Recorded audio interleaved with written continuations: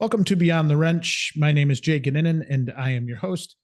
Today, I'm joined by John Perez, Senior Director of Talent Acquisition at Sonic Automotive. John's been doing some really interesting work around getting younger students, even those that are under 18 years old, involved in our industry. What I love about this conversation is that it didn't start with a can we do this? It started with a how will we do this? And we'll talk about the hurdles they've had to overcome, how they got leadership buy-in, and the structure they put in place to make a junior apprenticeship program possible. It's a great example of how organizations can think differently about building a pipeline of future technicians. Let's get into it. John, how are you? Good. How are you doing, Jay? Good. I started our conversation before I hit record talking about the fact that I rarely have Bears fans on, right? Like, I don't know if I can handle them. And here we go today. For those that are listening, not on and not watching on video, John's got Bears stuff all over the place in his background. So I don't know if I can handle this, John. Well, you're just going to have to, because, the Bears are 2-2 and things are looking up.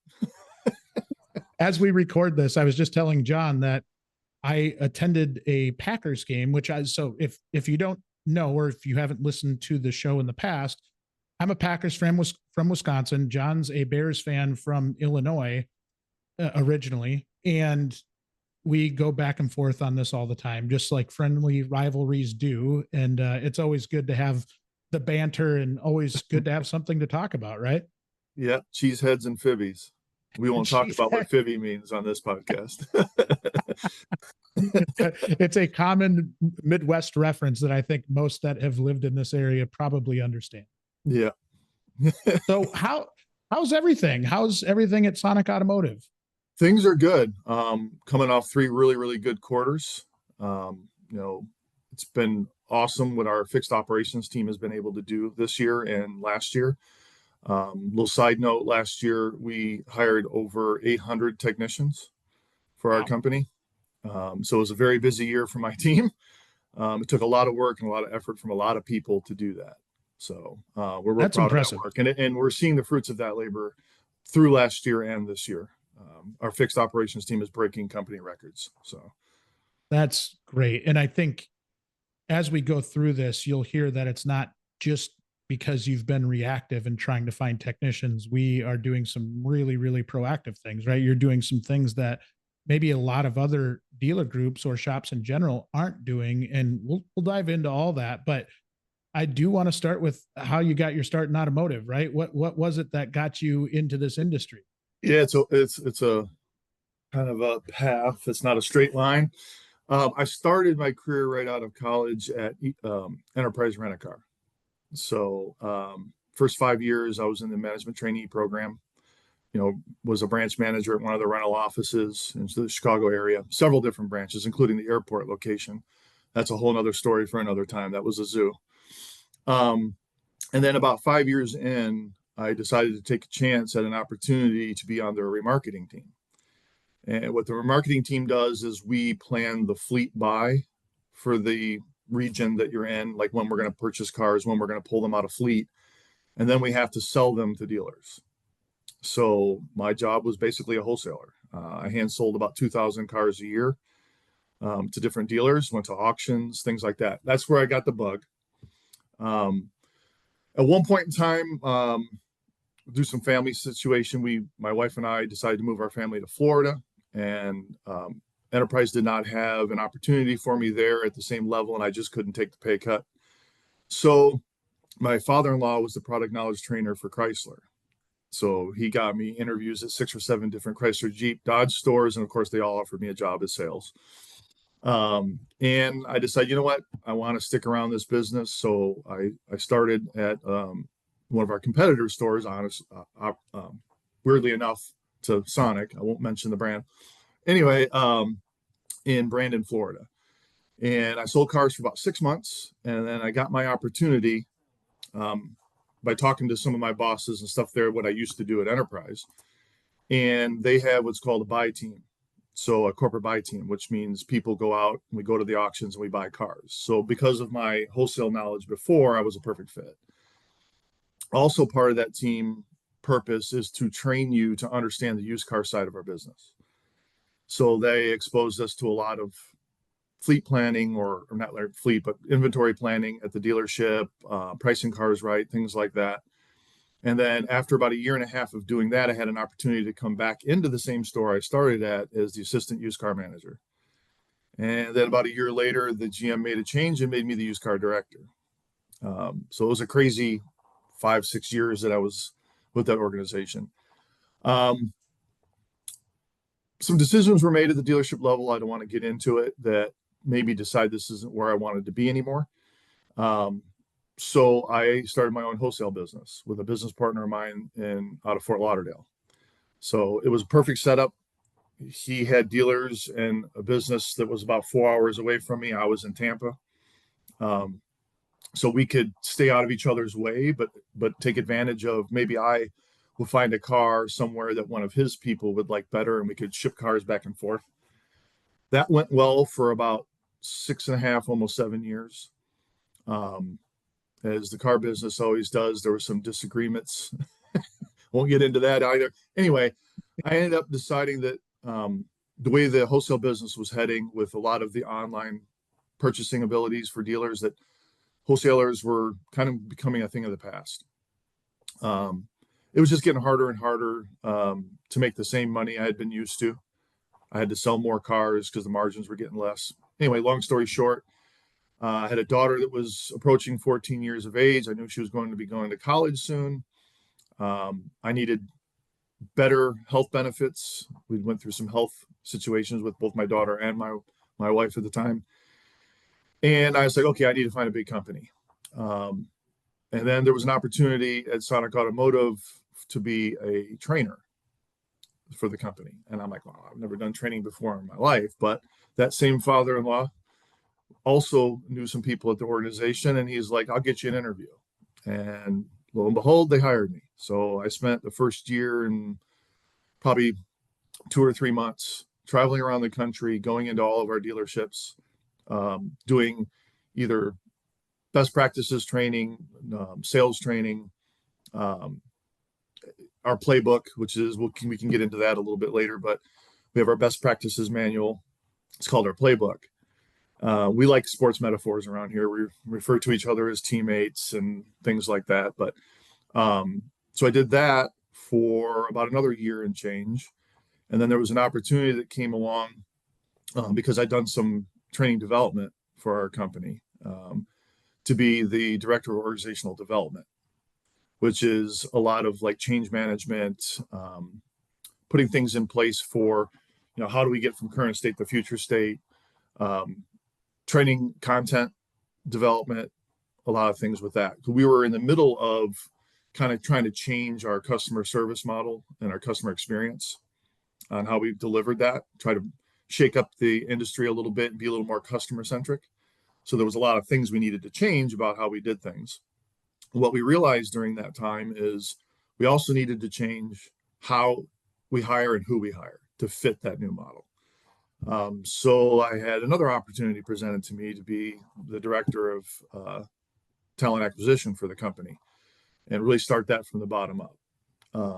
I will tell you, when I first got in there, I was a little surprised that there was a lot of meat on the bone, so to speak. There was a lot of things that we could do to try to improve a lot of things, including hiring techs, and how we did that, and the processes we put in place for both candidate experience and for the hiring manager experience. So I've been in this position now for, I think, going on almost 11 and a half years. Started with just myself. I've got a team of 7 recruiters now that work for me. We put a lot of really cool things in place. One of those is our high school junior apprentice program that we're going to talk about. So we're going to talk about it in a lot of detail here coming up. I do want to ask about your transition over your career from going from the variable side to the fixed side, and maybe how different was it going from one side to the other? Were there things that translated over? Was it not that unfamiliar? Like, give me an idea of how that transition was. Well, what I think really helped me a lot with understanding the fixed side of our business is not only when I was a wholesaler for the other organization and buying cars for them, you got to understand what it took to get a car through the shop, what the costs were, what things to see in a car that maybe is more expensive to get ready and set up for sale versus others. I had a teammate on that buy team with me that was a former technician. I thought it was really wise of this group to find somebody that was a former technician to also go out with us to help us buy cars. He brought a lot of knowledge with him to like, I hear something. Let's look under this hood real quick or whatever, and it really helped me to understand like what things may cost and what problems might arise from buying a certain car over another one. And then the second part of that is being the used car director in the store. I had my own recon department for just the used car team. We would probably buy or trade for and put through the shop about 100 to 120 cars a month. So I had 2 service writers and 8 technicians that I didn't really manage because they had their own boss, which was the fixed operations director, but it was my job to feed them work, make sure they could feed their families, make sure that we had good inventory on the lot. And by working with those guys daily, it really opened my eyes to what it takes to run a service department, what the technicians do, the hard work that they put through things. I jokingly used to go back to the shop and talk to the guys about a car they were working on. And I would approach them and say, okay, doctor, how's the patient? And they would just look at me. I'm like, you guys are doctors. I mean, it's just because they're not bodies, but these are cars. And, you have the knowledge and experience and all the skill to take this car that maybe had some issues and bring it to life and make it be a great new buy for somebody. So that really helped kind of, and I didn't realize it then what it was setting me up for, but I do now. So I'm grateful for that. I think that background makes you uniquely qualified for what you do, right? Because you've seen all elements of a dealership and how each department affects or impacts the other departments and how critical it is. You talked about teammates, and if you have a really solid team and very few weak links, you're going to have a more successful team. And I think it might have affected your approach and how you go find that talent, right? Because you're looking for that specific person, or you're looking for that type of person that's going to fit within the organization.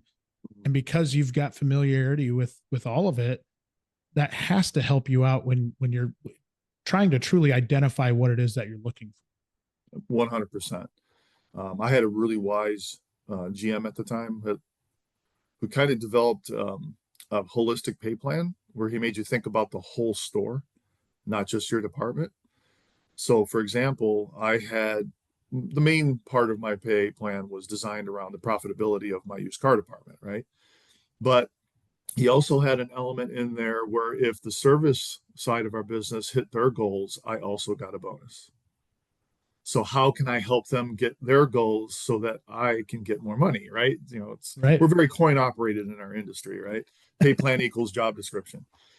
He also put elements in there that helped me try to make sure the new car department got trades and made deals. So it really taught all of us how to think of the whole store and how does each department impact each other. And I thought that was a really good foundation for me.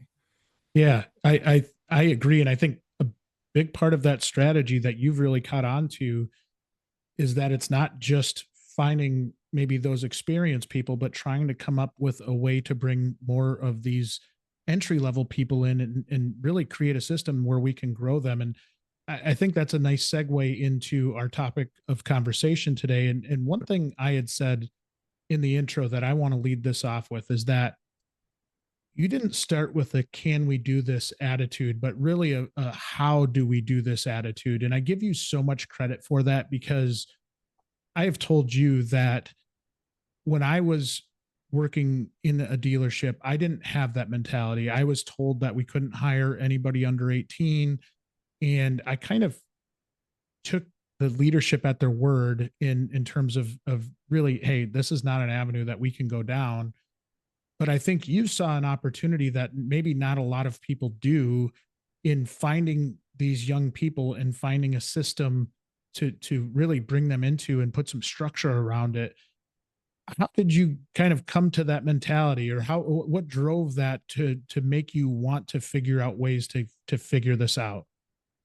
Yeah, well, I realized early in my life that if you just ask and hope for something, you have less chance of getting what you want than saying, okay, we're going to make this happen. So what does that look like? Right? How are we going to do this? As you mentioned. And I had been trying for a long time, trying to crack the technician hiring nut, so to speak. Technicians are the lifeblood of our dealership. The service department, is in my eyes, one of the most important part of the store, right? And if it's functioning well, the whole store is healthy.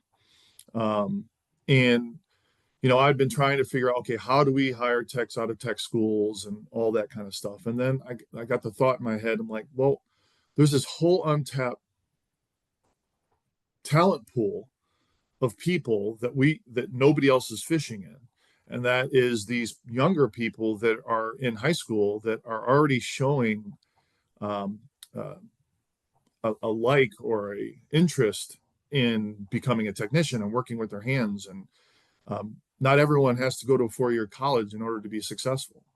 I can't. Both of my parents were very successful, and neither one of them either went to or finished college. So I thought that was, thinking back, that was a good seed that was planted into my head. And I'm like, okay, so how do we go about doing this? Because most of them are under 18, and there's a lot of, our company had a policy that we didn't hire anyone under 18. There's a lot of reasons for that. Um, there's a lot of issues that you have to consider, safety. They can't sign the stuff that they have to sign in order to do drug and background and all that kind of stuff. So you got to involve mom and dad and all those kinds of things. And I had tried to push it a little bit here or there. This is not something that just happened in the last year or so. This was, 4 or 5 years in the making of me trying to figure out how do we crack this nut. And then I got a little bit of a green light and some backing from our senior leadership that were saying, yeah, I think we do need to think about where else can we go get technicians, because the number of people that are leaving our industry versus the number of people that were entering it, that gap is widening and widening. So like, we don't solve this problem, it's just gonna roll up on us. So once I got figure this out from somebody with a much bigger business card than mine in the organization, I was like, okay, now it's not can we, it's how do we do this? And I knew there were several departments I needed to engage. I knew I needed to engage our HR team because we had to figure out that part I just mentioned about them being under 18 and signing the consent forms. I knew I needed to reach out to our risk management team and get them on board and involved, because we have to worry about what the safety of these younger people looks like, right? I knew I needed to get legal involved because there was going to be some sort of thing where the parents had to sign off on. And then obviously HR, I said that before. And then find some dealers that were wanting to participate. So first step I did was I went to risk management. And I was like, okay, we're going to be developing a high school apprentice program where we hire kids that are under 16. What would that look like for you? Not can we do this or are you okay with it? But we're going to be doing this. So what are things that you need to think about in order for you to be okay with this, right? To do this.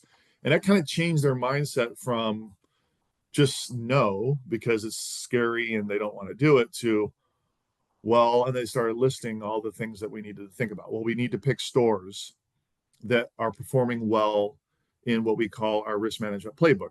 I mentioned earlier, we have our best practices manual. We do audits of all of our stores every year and all the key parts of our playbook. So we send people out to make sure they're following our playbook. So I'm like, okay, great. Yeah. So we'll pick stores that are doing a really good job at the safety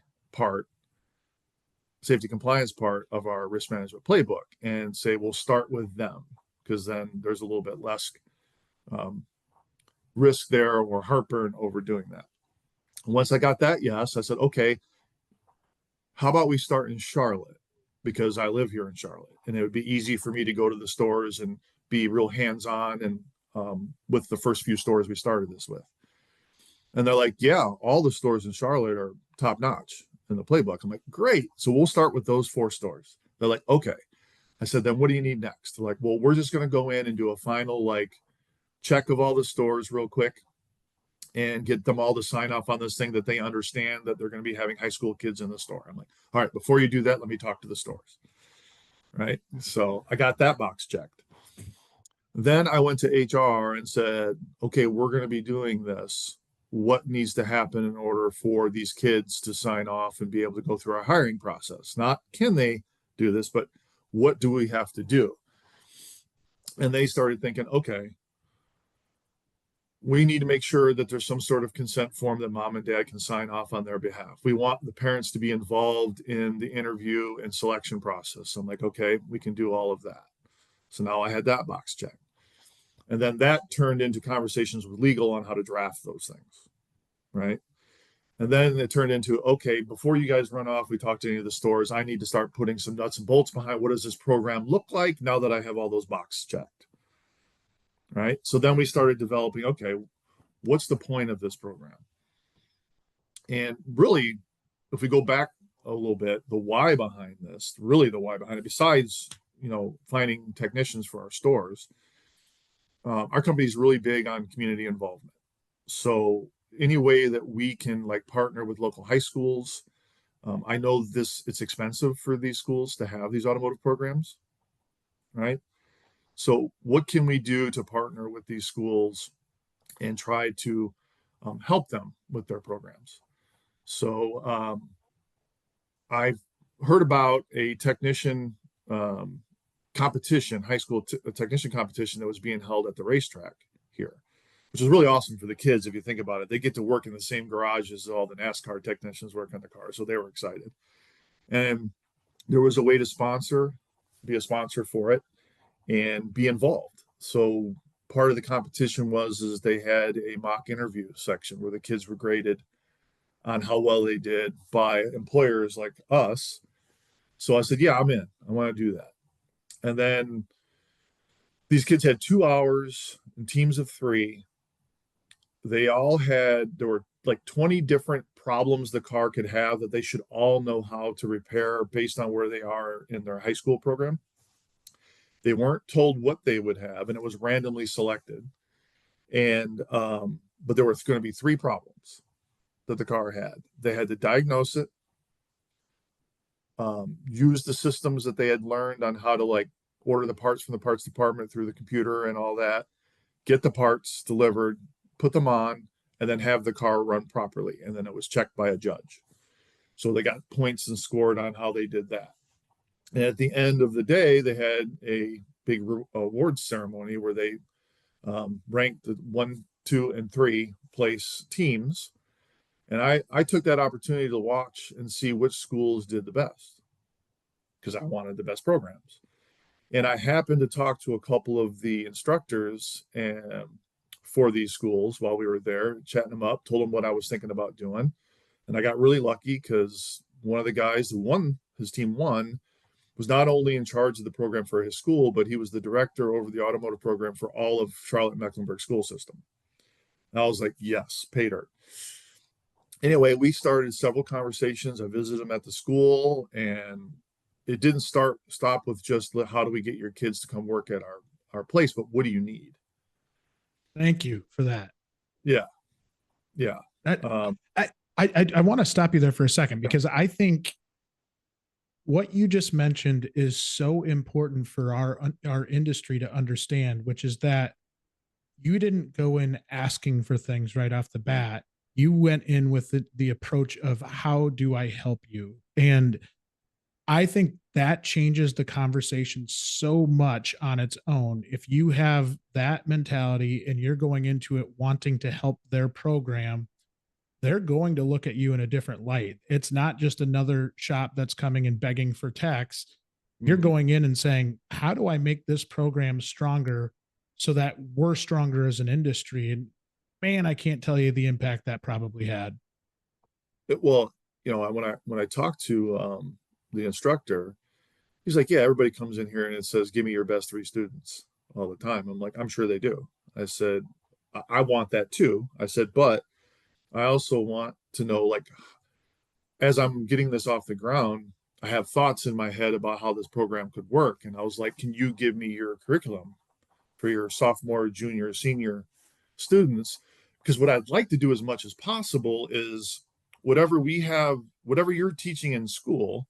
So they go classroom and they have limited hands-on because there's not enough hours in the day. They go to that class 1 hour a day. And there's probably what, 12, 15 kids in the class that are doing it. How can we say, okay, you're working on exhaust? Let's make sure that they're doing that in the shop with the mentor tech, if we can make that happen, so that we can make it classroom hands-on real life, like actually working on helping the master tech work on a customer's car. And he was like, okay, that there's something here. And I saw his eyes perk up and be like, okay. So we started these conversations, and then he's like, well, we need people to come in and talk to these kids about what a career would look like. And I'm like, done. Like I have time is something I definitely can give you. So we started coming in and talking to them. And I brought in one of the service managers because he knows he can speak their language a lot more than I can, by a long shot.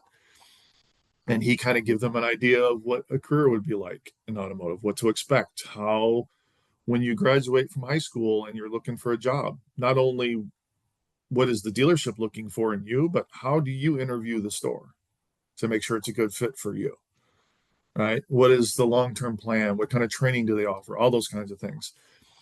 We got them a tire machine because the one they had was just leaking air like crazy. We got, for some reason, he needed some new drill bits. So we got him a box of those. We hooked him up with some safety equipment. So like the eye wash stuff that the schools need. Anyway, we just started talking about what do you need? What can we give you? And then from that, we said, okay, let me write down what this program is going to look like so we can start hiring some of your kids. So I wanted to make sure that this wasn't just something where a lot of times kids coming out of regular tech school even will get hired on as a lube tech and they just get forgotten. And it's a shame, but it happens, and it's not anything anybody means to do. It just happens. So I was like, okay, how can we put some bite into this program? I'm like, okay, well, we can pay them $15 an hour straight away. So that's one thing. We'll do that.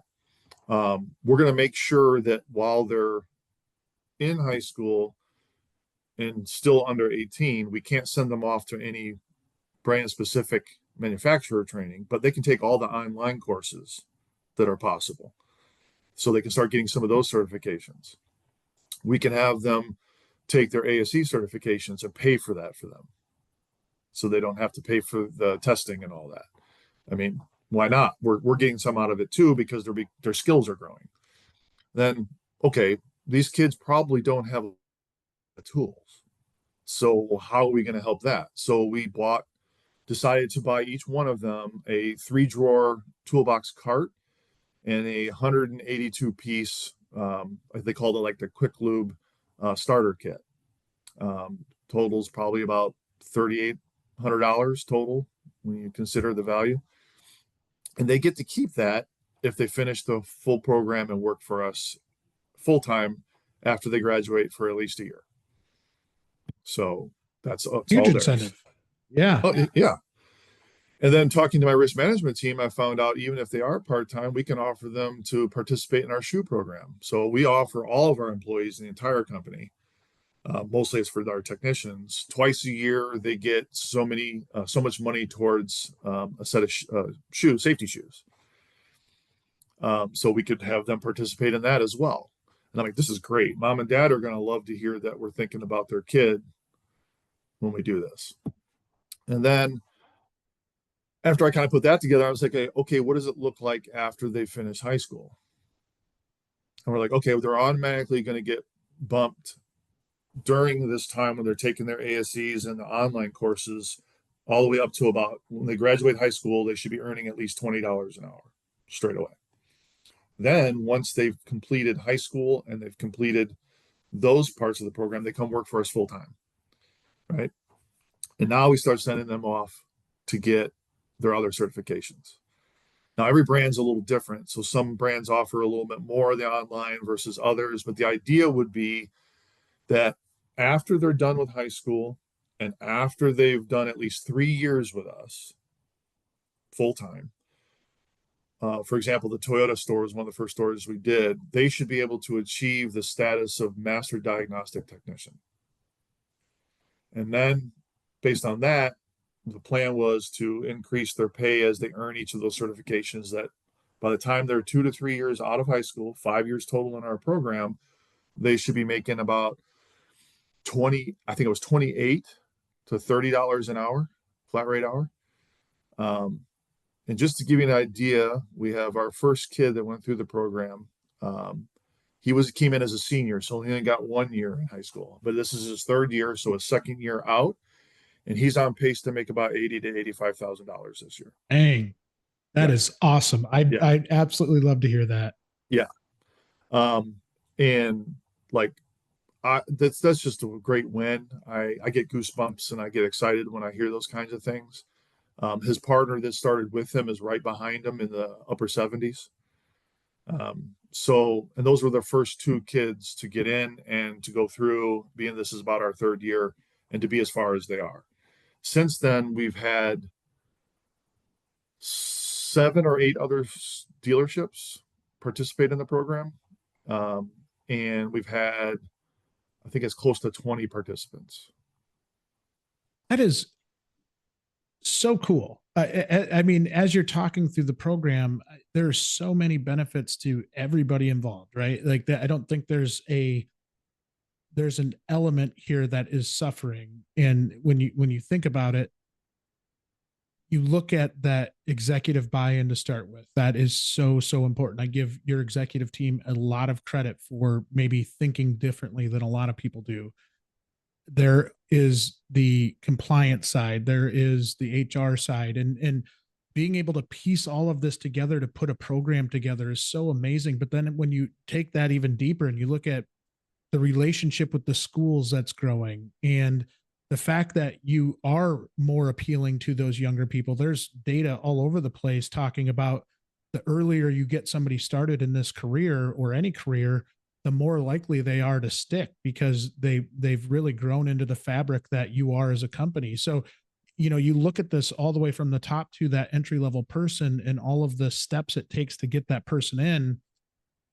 There's a lot going on there, and we'll talk a little bit more about the how, but I just wanted to point out really, one, give your executive leadership team a huge pat on the back, because for them to think differently about this is so important. And it truly is starting to attack the core of the problem rather than just trying to duct tape this, forever. And I think that's the approach that a lot of shops have, is, really trying to always look for that A-level master tech when there's limitations on how many people are even out there to start with. So what are we doing at the core to do this in a healthy way where it does have a positive impact on the industry as a whole? And man, I just can't tell you, as you're talking through all of this, how much of a fan I am of that type of approach, because that is what we need to kind of move the industry in the right direction. Yeah, 100%. And one of the cool things that came from this is, we highlighted the first couple of kids that went through it, and we posted some things on LinkedIn to kind of talk about what we're doing in our community and stuff like that. And they interviewed one of the key parts, I want to take a step back for a second, is making sure you select the right master tech as the mentor. Amen. Right. So, and it's no knock. There's plenty of master techs out there that are fantastic master techs, wonderful people. It's just they don't want to teach. And part of what makes them so good is they're so laser focused on what they're doing. So picking the right mentor tech is important. But during this process of interviewing the student, his parents, and the mentor tech for the article we were going to put out, one of the people in our group just said, "You have no idea how much you're changing these kids' lives," to the mentor tech. And he's like, "No, he's changing mine." And that was just a cool thing to hear him say. Yeah. And so that store now has 4 kids in the program at all times, and they have 2 of the master techs that are the mentors. And those 4 kids, those 2 master techs, and the 2 that already went through the start of the program. So that group of about 8 people, they eat lunch together, they hang out. Those guys are part of the crew in the shop. I mean, they're the part of the fabric of the dealership now. And it's just an awesome thing to see. Like I didn't even Oh, think about that when I started this, but like that's a great like accidental byproduct, you know? yeah. I mean, it adds to your why when you're able to see the community that you're creating, right? It goes beyond just somebody having a job, but really true relationships that will probably last a lifetime, or a lot of them will. And I think that's so neat. How much do technicians really make?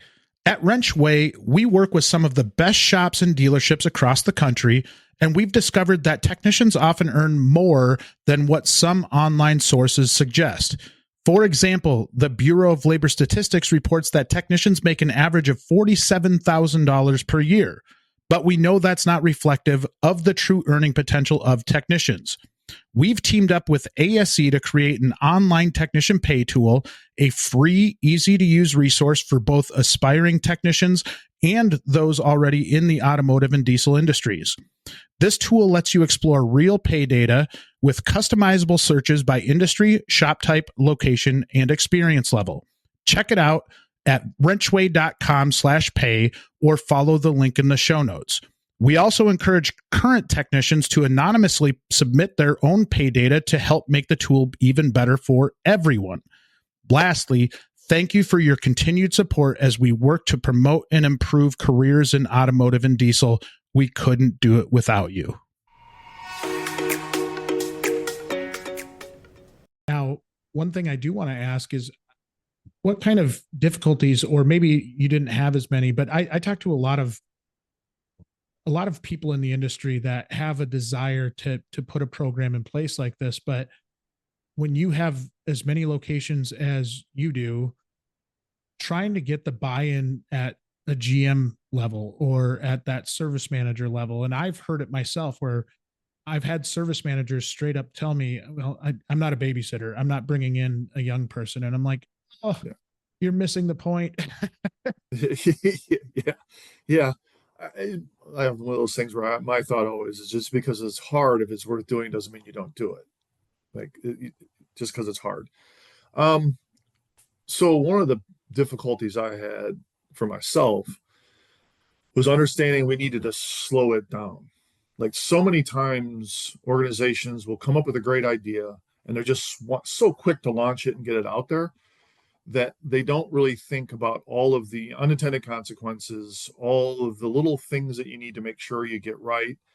And it gets out there and it's launched and then it falls apart. So being disciplined about, I'm going to select 4 local stores. I started with 1 and I knew I was going to go to the other 3 eventually. Talking to that service manager who was already kind of bought in and was one of, a really good service manager of ours, and saying, okay, this is a good partner to start with. And then when they start having success, everybody else, FOMO, right? Everybody wants in once they see that. But then still keeping it slow because there was a lot of moving parts. And I knew I needed to manage. Remember, we talked before about these kids get forgotten sometimes. I wanted to make sure that I created a tracking sheet so I knew what the student's name was, who the master tech was, what certifications had they taken online already, where were they at in their progress. Check in with the service manager, because one part of the program too is once a week at least, the mentor tech, the student, and the service manager sit down for 5-10 minutes and just talk about what they did this week. Just a check-in, like, how's it going? What do you need to work on? Hey, you're showing to work up on time. Good job. This, that, and the other thing. What are you learning in school? So we can try to find that kind of work and give it to your master tech mentor to make sure you work on it. So keeping track of all that, I knew if it was just shotgun blasted out to all 118 of our stores at once, it was going to be like impossible to keep control of that animal. But then once we started having success at these stores here, people started hearing about it And then I started getting phone calls from service managers saying, "Hey, I want to do this." So Weird how that happens. yeah. Well, and I'm kind of letting it come to me rather than Yeah. try to go out. And then once that grows and grows and grows, like any fire, it just starts roaring. And like I said, we're on our third year in. The first year was very small, the 2 students at the one shop, right? And then it expanded to the rest of Charlotte. And like I said, now it's to all these other stores. Just that organic growth, though, I think I don't want to overlook that part either, because having the approach where it's almost the same vein as marketing, right? Some people will try a marketing plan and it doesn't work after 2 weeks and they're frustrated and they don't continue having marketing budget. Then, that's a very specific example, but Right. I see it a lot with businesses. I think the same thing happens with technicians, where if you're not looking at it through that long-term lens, it can be very damaging to you as an organization, because you oftentimes will get frustrated, or maybe you even bring in that one student and it doesn't work out with that student. You think all students are in that same boat, and nothing could be further from the truth, right? They're all individuals. They all have different learning capabilities. But if you're looking at it holistically and you're looking at it from the lens that, hey, if we get this right, we have an impact on our organization for decades to come, because it's not just this is a program that we're going to run for a few months and then see how it's going. And if it's not working or there's some struggle with it, that we're just going to give up. It's a commitment to, we're putting a program in place that is foundational to our entire business. And by doing that, I think your approach was very, very complimentary of that thinking, right? Of that this isn't an overnight thing. And by starting small, you can kind of maybe work out some of the kinks and some of the things Yeah. that aren't going to work, or maybe this is a barrier that we can't get by. But as you're doing that, I have to imagine you're learning the entire time. You're taking kind of the feedback that the managers are giving you. You're taking the feedback that young technician is giving you, and really being able to refine the program a little bit to make it work for all parties. Oh, absolutely. Um, slow and steady wins the race, right? And there's going to be hiccups along the way. You just gotta, call what we call it game film afterwards. Look it over. Okay, what can we do different next time, and move on. Um, every brand's different, so we're also learning, like, what does that look like for Mercedes-Benz versus Toyota versus Ford versus Chevy. So you got to be open to being flexible with the framework of the tiny specifics within the program to fit the market area and or the brands. We started with Toyota and it was great. Well, the next store we did was a Ford store, so that was a little different, right? Some schools have programs where if you register with the local school district, these kids can leave at 11:30 if they're seniors. Now they get more time in your store, right? Because the other kids may get out at 2:30, 3 o'clock, and the shop may only be open till 6 or so. You only get them for a couple hours a day, and a lot of them were working on Saturdays. And then in summer and on breaks, they can work a little more. So how does that work out, right? Because we also have to remember these kids are high school students first, right? That have an interest in becoming a tech. So how do we blend their high school life? And some of them want to play sports and stuff too. You have to be flexible with that, right? That's tough. I mean, Yeah. all the different variables, how, as you're coming up with a program, how do you provide the flexibility to adapt to whatever that student's needs are? Well, and one of the things, the only like parameter I put on the students and the store is we can't have them work full time. Just some things we couldn't overcome as far as benefits and things like that for them being under a certain age. So really the only cap is, they can't work more than 30 or 35 hours a week, right? But it's okay if they can only work 8 on Saturday, right? Because they got homework and stuff to do too. Or like I said, they have sports and things. Don't count them out if they can only work for you on Saturday because they have football practice every day and a game on Friday night. So let them come in on Saturday. You know, So flexibility and being open-minded to those kinds of things is definitely key for doing something like this. How do you get them in the doors and keep them safe, right? Like I think that's a big concern, even from the parents' perspective too. If I'm sending my child into a shop, I want to make sure that they're Sure. not doing anything that they shouldn't be doing that would result in something bad happening. And, it's the job itself, I feel like has gotten so much safer over the years in some elements. And Mhm. I think that's helpful. But there's some element of sure that you have to think through that, right? And making sure that there's structure around each individual as they come in to make sure they're as safe as humanly possible. Yeah, 100%. And as I mentioned before, one of the first things I did was go to our risk management team, right? So, um, we knew we wanted to involve mom and dad in the selection process. Um, so we start with obviously with the teacher and the students who's interested. Somebody raises their hand, we say, okay, we would love to have a visit with you and a parent or guardian to come to the shop, meet the service manager, walk around the shop so that the parents can see where their child's going to be working, right? Meet the service manager that's going to be responsible for keeping their child safe, right? That's important. Then part of that meeting is we go over with them a commitment to safety letter that we have where the service manager and the risk management person has signed off on it already. It outlines all of the safety training we're going to provide their child and that we provide all of our employees that work in our shop. And then one of the first things they do when they start working is they don't go right into the shop and start hanging out with the tech. They take those safety training courses that we provide all of our teammates. So mom and dad get to see that we're putting that first and not just trying to get out of them work, right? It's a long game that we're playing. Like we want that to be the foundation. Then they start just watching the master tech, not actually putting hands on. We make sure that they have their safety glasses and the proper clothing and shoes, and they get uniforms and everything. And then the master tech spends a lot of time, intentionally talking to them about we're going to work on this, but we're going to do this first. We're going to check the lift. We're going to make sure it's safe before we work on it. This is why we do that, right? And be intentional with how we do that. And I every time we've brought mom and dad in and we talk to them about those kinds of things, you can almost see their shoulders drop back like, okay, I feel Mhm. good about this. Right. Knock wood, we have not had an incident with any of our high school kids, right?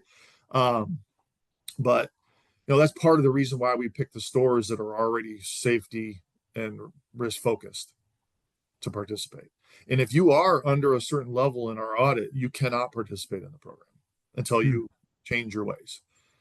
So that I, was the I think only that thing risk management said they wanted. And they looked at it too as an opportunity for them to push their playbook um, adherence to it out to the stores.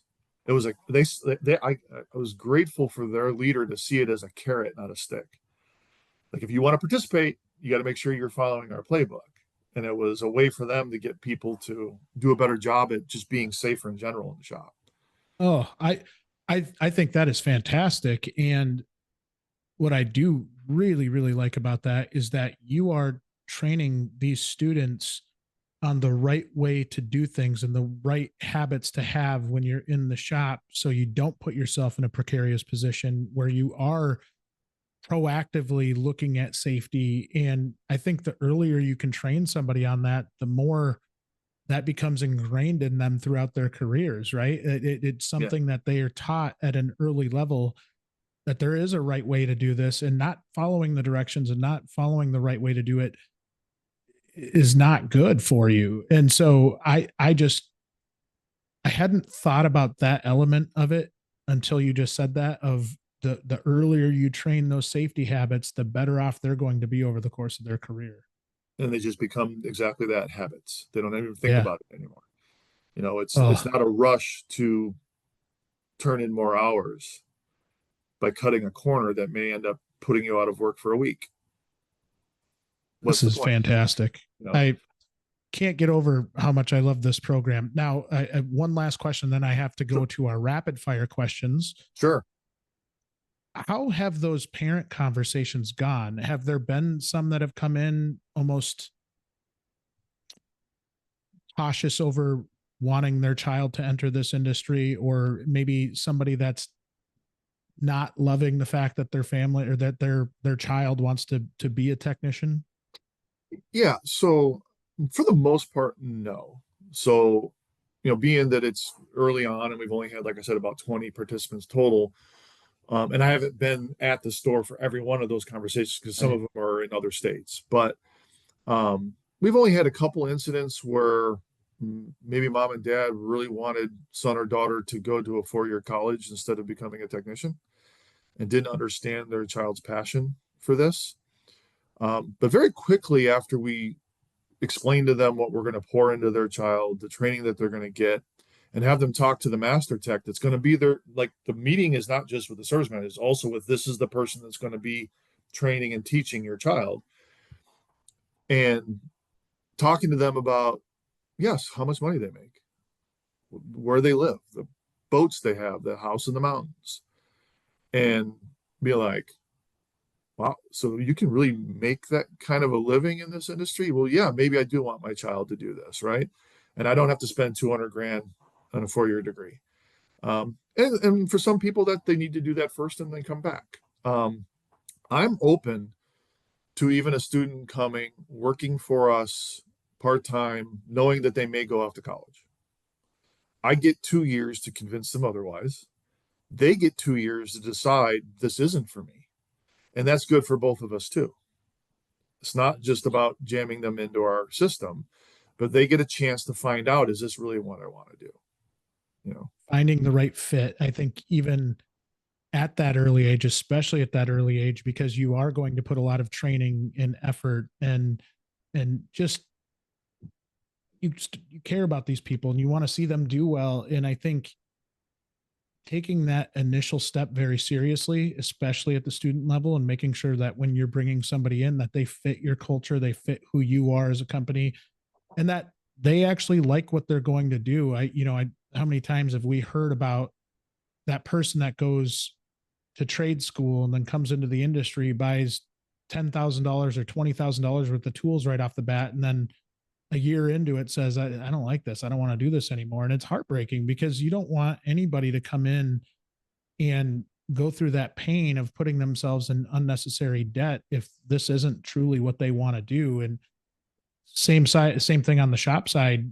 You don't want to put all that time and effort into somebody that doesn't realistically have a future in this industry. And I think there's so much that I really enjoyed about this conversation and hearing how you're going about this, why you wanted to do it in the first place. And, I think there are so many others in our industry that could learn from everything that you're doing, because even though it is only those 20 to start, you've got a better base than most. And you've got now a program to build off of for the future that doesn't happen overnight. It takes intentionality. It takes time to plan. It takes a lot of time just to have those conversations to convince people that this is the right path to go down.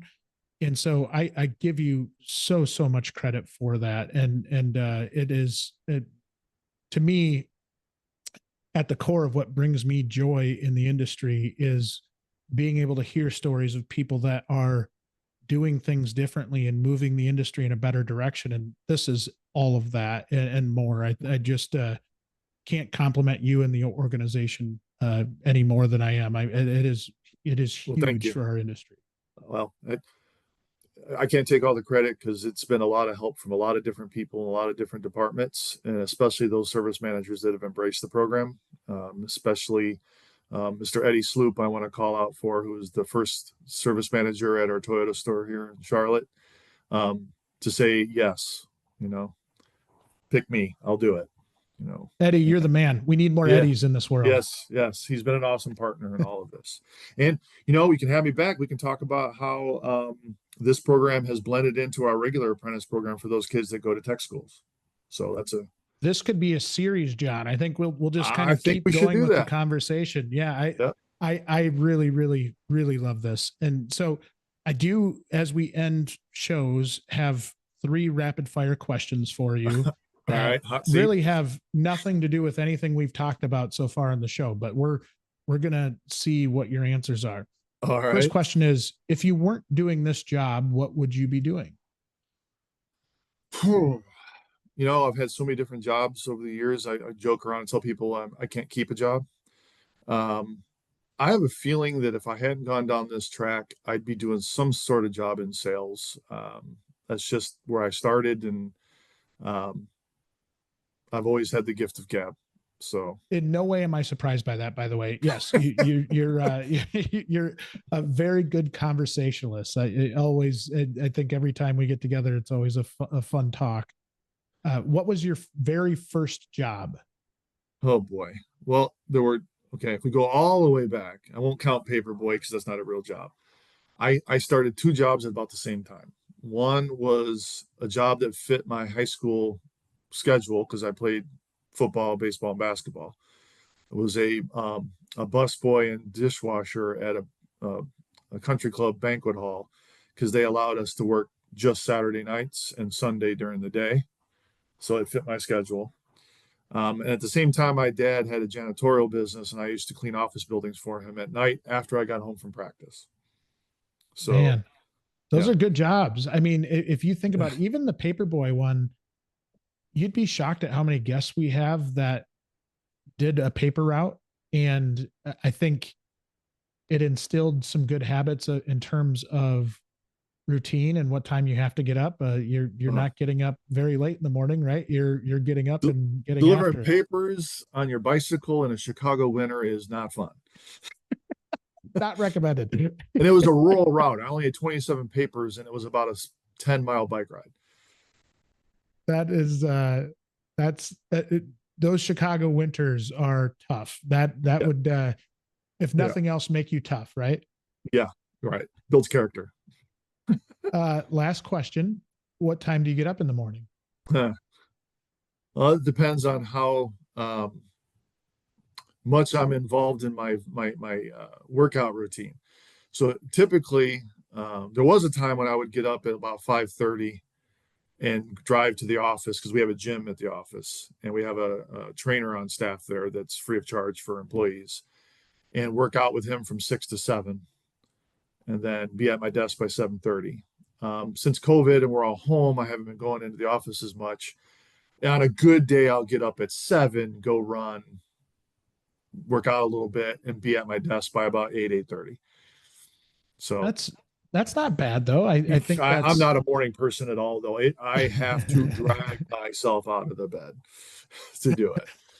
I do really enjoy hearing the answers to that question. And I talk a lot about routine on this podcast, and I think routine's important, but it's also just fun to hear what people do and how their mornings vary. And I myself could do much better on that exercise routine. Yeah. And I think that's been something I've been telling myself for quite a few years now. So I need to actually just do it at some point. Hey, I did my first Spartan race this year at What? 50 I didn't know that. Yeah. I don't halfway through I started questioning my decision-making process. But I finished it. That's super impressive. And I've seen the photos online and the videos of people doing that. That does not look easy. It's not fun. And there's obstacles I couldn't finish, but there's penalties. And one of the penalties is doing 30 burpees. I hate burpees. Ooh. And one of the other penalties, you might have to run an extra loop aside from the regular rest of the run around that obstacle on uneven terrain back. So it's supposed to be like a 5K run. I ended up on my watch because of the penalties that I had to do. My running watch ended up running almost 4.2 miles instead of 3.1.